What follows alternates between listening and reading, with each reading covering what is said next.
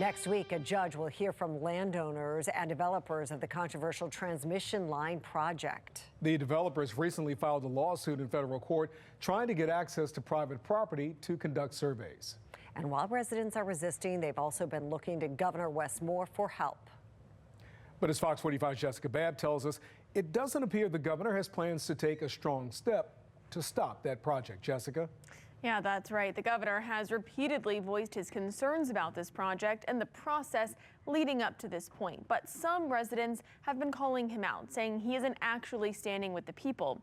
When asked why he hasn't taken a stronger stance on the transmission line, his office made it clear the governor sees the need for more energy-related infrastructure. On this rainy day in Annapolis. Good afternoon, everybody. With a stroke of a pen, Governor Wes Moore is signing legislation, turning it to law. And most importantly, I want to take a moment to thank all Marylanders. All the Marylanders who came down here during the brutal winter months to make their voices heard. And while he signed a nuanced bill allowing a specific transmission line to cross specific wildland in western Maryland, residents living along the route of the Maryland Piedmont Reliability Project are waiting on pins and needles. A giant corporation shouldn't just gain the ability through a lawsuit because they have a lot of money to do so to come onto people's property. Next week, on May 19th, the federal judge will hear the debate between the developers of the transmission line, PSEG, and landowners. Public Service Enterprise Group filed this massive lawsuit. This is it. It's like a telephone book. Trying to get access to people's private property to survey the land, something landowners against the project have been fighting tooth and nail. I think what they're requesting in this lawsuit is pretty egregious. I feel a little bit violated.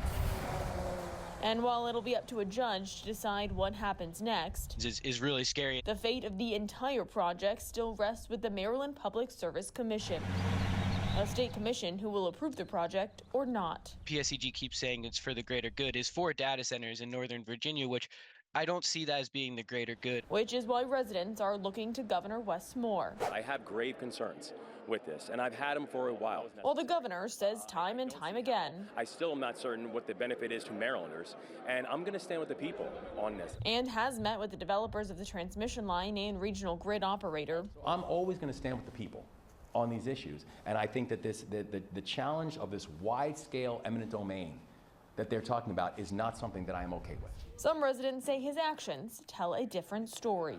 When your response to a question is, I have concerns about the process, that is a weak response, in my opinion.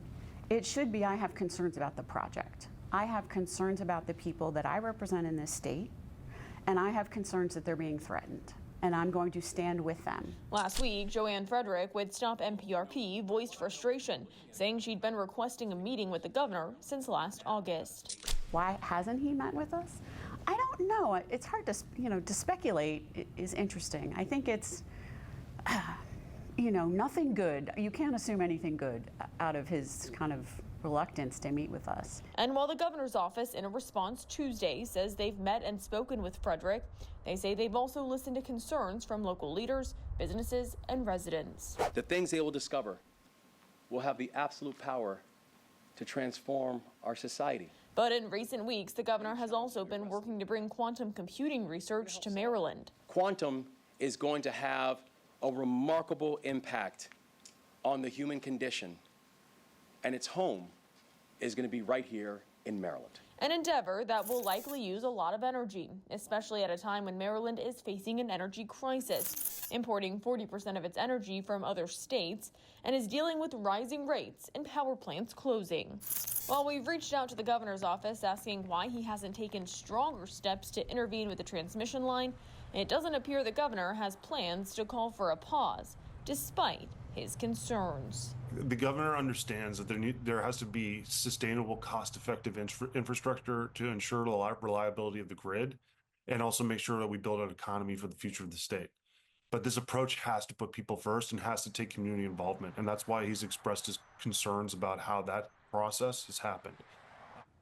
In a lengthy statement I received today, the governor's office also says with economic pressures focusing only on producing more in-state generation without considering other energy sources available through transmission would create bigger burdens for residents. And they say the governor is trying to strike a balance. But other landowners who could have a transmission line on their property say they want to preserve their land and their livelihood. In the studio, Jessica Babb, Fox 45 News.